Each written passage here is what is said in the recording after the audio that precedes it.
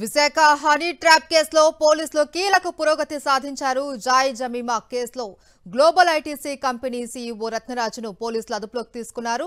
నిందితుడిని అరెస్ట్ చేసి రిమాండ్కు తరలించారు భీమిలి పోలీసులు.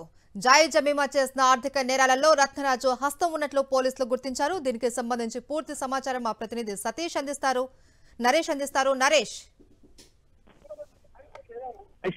విశాఖపట్నంలో సంచలనం రేపిన హనీ ట్రాప్ జాయ్ జమీమా కేసులో మరొక కీలక ముఠా సభ్యుడిని భీమిలి పోలీసులు అరెస్ట్ చేశారు. అయితే ఇది రాష్ట్ర వ్యాప్తంగా కూడా సంచలనం రేపిన కేసు. ఈ ఘటనకు సంబంధించి ఇందులో కీలక సూత్రధారుడుగా పాత్రధారుగా గుర్తించారు. గ్లోబల్ ఐటీసీ కంపెనీ సీఈఓ రత్నరాజును గుర్తించారు.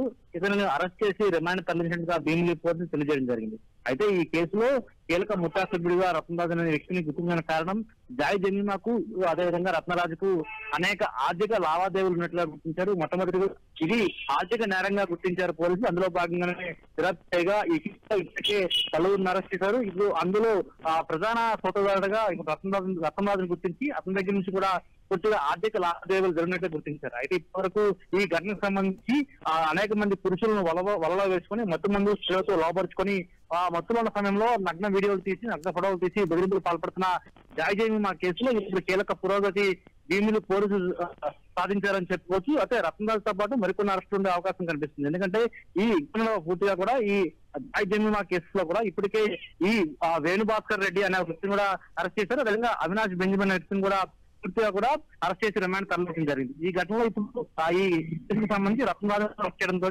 మరికొన్ని అరెస్టులు ఉండే అవకాశం అంటే కనిపిస్తుంది Maheshwari. Right, thank you Naresh.